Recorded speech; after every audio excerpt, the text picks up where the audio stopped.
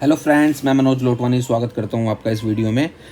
आज के इस स्टॉक मार्केट के वीकली व्यू में हम निफ्टी 50 एंड बैंक निफ्टी के चार्ट को एनालाइज करेंगे और देखेंगे वो आने वाले टाइम में किस तरीके से मूव कर सकते हैं, और साथ में ही हम दो स्टॉक्स को भी डिस्कस करेंगे जो आने वाले कुछ हफ्तों में आपको एक अच्छा रिटर्न दे सकते हैं। अभी हमारे सामने निफ्टी 50 का वन डे की कैंडल का चार्ट है। तो जैसा कि आपको पता है, निफ्टी 50 ऑल टाइम हाई के आसपास ट्रेड कर रहा है।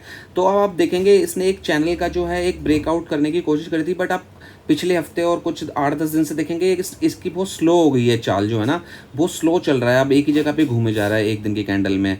अब हमने ये छोटे टाइम फ्रेम पे कर लिया है, जो कि 2 आवर्स की कैंडल हमने लगा ली है। तो इसमें हम देखेंगे इसके अंदर भी एक पैरेलल चैनल बन गया है। वो कैसे, ये देखिए।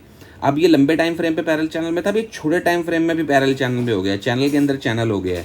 और अभी हम इसको 15 मिनट्स की कैंडल में भी देखेंगे, जिससे आपको ये भी पता चलेगा कि ये आप इसको मंडे को किस तरीके से ट्रेड कर सकते हो। जो लोग ऑप्शन ट्रेडिंग करते हैं वो किस तरीके से इसको ट्रेड कर सकते हैं। 15 मिनट की कैंडल पे हम उसको चेक करेंगे।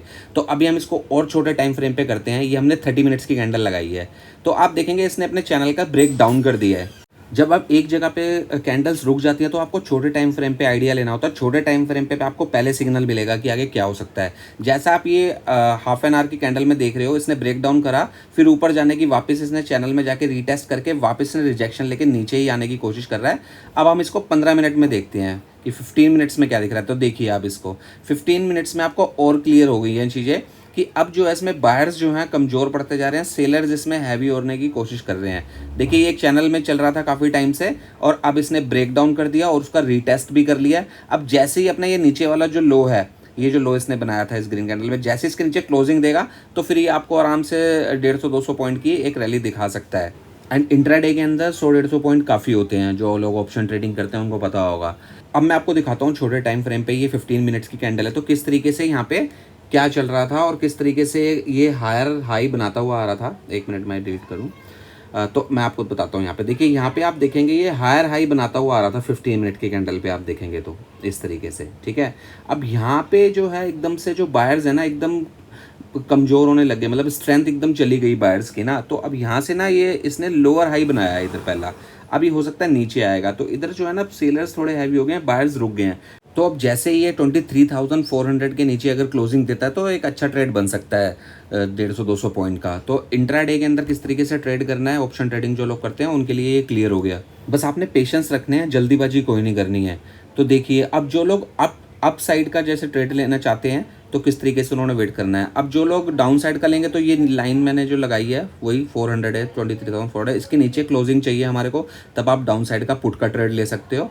और अगर आपने कॉल का ट्रेड लेना है ऊपर की साइड का, तो आपने ये जो लाइन है इसके ऊपर जब तक क्लोजिंग होगी, जो वीक बनी हुई है, तब तक आपने ट्रेड नहीं लेना। और सबसे सेफ रहेगा आप ये जो हाई है मार्केट का, इसके ऊपर जब क्लोजिंग होती है तब ट्रेड लेंगे तो सबसे सेफ रहेगा आपके लिए। और एक बात याद रखनी है, भागती हुई ट्रेड में नहीं बैठना। जब वो उसको ब्रेकआउट करेगा, वहाँ सस्टेन करेगा 15-20 मिनट, फिर उसके बाद आप नेक्स्ट कैंडल पे ट्रेड ले सकते हो उसके ब्रेकआउट पे। सेम पुट साइड में भी आपने यही चीज़ें देखनी है, और बीच में ट्रेड नहीं लेना है इस जगह पर। तो चलिए अब हम देखते हैं जो लोग स्विंग ट्रेडिंग करते हैं मार्केट में, हफ्ते 2 हफ्ते के लिए स्टॉक को होल्ड करते हैं 5-10% के लिए, वो किस तरीके से ट्रेड कर सकते हैं। और साथ में इन्वेस्टर्स के लिए जो लोग इन्वेस्टमेंट करने की सोच रहे हैं मार्केट में, वो किस तरीके से किस लेवल पर इन्वेस्ट करना चालू कर सकते हैं। तो उसके लिए देखिए, अगर आप एक इन्वेस्टमेंट करना चाहते हैं मार्केट के अंदर, तो आप ऐसा स्टॉक देखिए जो फंडामेंटली स्ट्रॉन्ग हो, या आपने कोई स्टॉक देख रखा है तो वो अच्छी खासी करेक्शन कर चुका हो, या वो उसने कोई ब्रेकआउट दिया हो। क्योंकि अगर वो ऑल टाइम हाई पे चल रहा है और आप उसको तब बाय करेंगे और मार्केट भी हाई पे चल रही है, तो मार्केट पे अगर करेक्शन आएगी तो उस स्टॉक में भी करेक्शन आएगी। इस चीज़ को हमेशा माइंड में रखिएगा आप। और अगर आप निफ्टी 50 इंडेक्स में अगर इन्वेस्टमेंट करना चाहते हो, फिर तो आप एक्यूमुलेट कर सकते हो। मार्केट ऑल टाइम हाई पे है, तो आप SIP के मोड में आप इसमें कुछ जो भी रकम आपके पास है वो आप थोड़ा थोड़ा करके डाल सकते हो। लेकिन अगर मार्केट थोड़ा सा करेक्शन कर ले तो वो ज़्यादा बेस्ट टाइम होता है। बट लेकिन अगर आप लॉन्ग टाइम के लिए देख रहे हैं 5-10 साल के लिए, तो आप जब मर्जी कर सकते हो, क्योंकि इंडिया की ग्रोथ स्टोरी बेस्ट है। तो आगे भी ग्रोथ होगी, इंडेक्स बढ़ेगा, अच्छे लेवल पे जाएगा। तो आप देखिए, जब ये 23,650 का अगर लेवल क्लोज कर ऊपर की साइड क्रॉस करती है, क्लोजिंग देती है, तो ये ऊपर की साइड जा सकता है। अदरवाइज ये वापस इस चैनल में फंस सकता है। और जो नीचे जो चैनल में अगर ये फंसेगा तो कौन सा लेवल है जो आपको ध्यान में रखना चाहिए, मैं वो भी आपको बता देता हूँ। तो देखिए, मैं ये हॉरिजॉन्टल लाइन को प्लेस कर देता हूँ। अभी हॉरिजॉन्टल लाइन आप अगर देखेंगे तो साथ में ये येलो कलर की लाइन जो है 20 EMA की, ये दोनों का सपोर्ट हो जाएगी। या तो यहाँ से बाउंस बैक करेगा प्राइस जो है, या फिर इसके नीचे अगर क्लोज करता है तो फिर नीचे की साइड, अपने नीचे वाली लाइन की साइड आ जाएगा। तो चलिए अब बैंक निफ्टी को देखते हैं। बैंक निफ्टी जो आप देखेंगे निफ्टी 50 से ज़्यादा स्ट्रॉन्ग दिख रहा है, मतलब इसमें जो ऐसे लग रहा है बहुत ही ज़्यादा बुलिश दिख रहा है और काफ़ी स्ट्रॉन्ग चार्ट दिख रहा है इसका, अगर आप निफ्टी 50 से कंपेयर करेंगे तो देखिए कि चैनल में है और अब ऐसा लग रहा है कि इसने ब्रेकआउट कर दिया है। बट जैसा कि आपको पता है ब्रेकआउट करते ही हमें किसी स्टॉक के अंदर या किसी भी चार्ट को जब एनालाइज कर रहे हो उसके हिसाब से आपने नहीं देखना, ब्रेकआउट करके सस्टेन भी करना चाहिए। तो ये वीकली कैंडल है, तो अब हम इसकी कैंडल्स चेंज करते हैं, हम इसको वन डे की कैंडल पे देखते हैं वहाँ हमें क्या दिख रहा है। तो देखिए वन डे पे आप देखोगे ब्रेकआउट करके सस्टेन कर रहा है, बट अब हमें ब्रेकआउट का इंतजार है। अब ये रुका हुआ है, हम देखते हैं कि कौन सा इसका जो प्राइस है कि जिसके ऊपर क्लोजिंग के बाद आप ट्रेड कर सकते हो। तो आप देखोगे 52,000 का ये जो लेवल है, 52,000 के ऊपर जैसे ये अपनी क्लोजिंग देगा, और इसको आप छोटे टाइम फ्रेम पे देख सकते हो अगर आप इंट्राडे ट्रेड करते हो, ऑप्शन ट्रेडिंग करते हो तो। बट आप स्विंग ट्रेडिंग या फिर लंबे टाइम फ्रेम के लिए देख रहे हो तो आपको वन डे पे क्लोजिंग ही देखनी पड़ेगी या वीकली क्लोजिंग ही देखनी पड़ेगी। तो अब हम इसको इंट्राडे के हिसाब से भी चेक कर लेते हैं जो लोग ऑप्शन ट्रेडिंग करते हैं। तो ये हमने 15 मिनट की कैंडल लगा लिया है। तो ये देखिए ऊपर मैंने एक ये लाइन जो लगाई है वो 52,000 के आसपास ही है, और ये नीचे का जो लाइन लगाया। तो अब आपने ना जब तक इसको नीचे की तरफ ब्रेक डाउन ना करेगा तब तक आपने पुट का ट्रेड नहीं लेना। ऊपर की साइड कॉल का ट्रेड लेना तो कम से कम उसको ऊपर ब्रेकआउट करने दीजिए, सस्टेन करने दीजिए, फिर उसको जब ऊपर जाता है उसी हिसाब से कंफर्मेशन पे आपने ट्रेड लेना है। अब अगर आप बीच में ट्रेडिंग करोगे तो आप फंस सकते हो, बिकॉज देखिए अगर आपको स्टॉक मार्केट में प्रॉफिटेबल बनना है ना तो आपको पेशेंस रखने पड़ेंगे और कंफर्मेशन पे ही ट्रेड लेना पड़ेगा। अगर आप बीच में घुसने की कोशिश करोगे तो फिर आप प्रॉफिटेबल नहीं बन पाओगे, सॉरी, आप लॉसेस ही करोगे। तो चलिए पहला स्टॉक हम डिस्कस करते हैं जो कि है कजरिया सेरामिक। अब इसका जो चार्ट है ना काफ़ी अच्छा दिख रहा है। आप देखेंगे इसमें ऊपर से एक ट्रेंड लाइन आ रही थी जिसका इसने ब्रेकआउट किया है और साथ में उसको रीटेस्ट भी इसने कर लिया है। बट अब इसने हाई लगाया अभी फिलहाल में ही, उसको बस उसके ऊपर जैसे ही ये क्लोजिंग देगा वहाँ पे आप एंट्री कर सकते हो। तो देखिए ब्रेकआउट करा, अब रीटेस्ट के बाद हमने इस जगह पे एंट्री करनी है इसमें। तो हमारे को जो इसका पहला टारगेट देखने को मिलेगा अगर ये इस जगह पे क्लोजिंग करता है तो जो कि है इसका हाई, ऑल टाइम हाई जो इसका ऑलमोस्ट 1500, ये वहाँ तक जा सकता है। बट ये इन्वेस्टमेंट के लिए भी बहुत अच्छा स्टॉक है, वो मैं बताता हूँ कैसे, क्योंकि इसमें काफ़ी टाइम से ना 2-3 साल से एक्यूमुलेशन चल रहा है। और वो कहाँ पे चल रहा है आप देखिए, मैं दिखाता हूँ। इसकी वीकली कैंडल लगाते हैं और देखते हैं कितने लंबे टाइम से इसमें एक्यूमुलेशन चल रहा है। अब देखिए इसका चार्ट, ये वीकली चार्ट है इसका।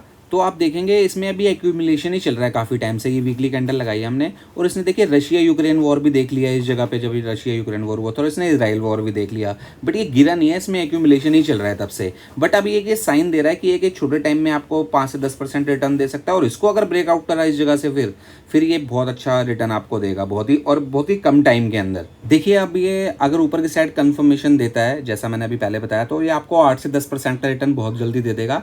और अगर आप इसमें इन्वेस्ट करना चाहते हैं तो भी इन्वेस्ट भी कर सकते हैं इसमें, और इसको एक्यूमुलेट भी कर सकते हैं। अगर मार्केट नेगेटिव होती है और ये नीचे गिरना चालू होता है तो इसको आप एक्यूमुलेट कर सकते हैं। ये ज़्यादा गिरेगा नहीं, क्योंकि पहले भी इतना कुछ देख चुका है ये स्टॉक मार्केट के अंदर, बट ज़्यादा गिरा नहीं है। तो नीचे वाली ट्रेंड लाइन तक आएगा अगर नेगेटिव होती है मार्केट, उसके बाद ये दोबारा जंप करेगा, और अदरवाइज ये इसी जगह से ऊपर की साइड जा सकता है। तो चलिए अब हम अपना दूसरा स्टॉक भी डिस्कस कर लेते हैं जो कि है एफएल इंडिया। एफएल इंडिया का आप अगर स्टॉक देखेंगे तो आप इसमें ऊपर से एक ट्रेंड लाइन आ रही है और उसको बहुत रिस्पेक्ट कर रहा है ये। आप देखेंगे ये इसके सेलिंग्स एरिया हैं जो ट्रेंड लाइन से टच हो रहे हैं, उस लाइन पे टच होते हैं इसमें सेलिंग आती है। देखिए इधर सेलिंग आई थी, इसमें इधर सेलिंग आई, अब इधर भी जो है सेलर्स एक्टिवेट हो रहे हैं।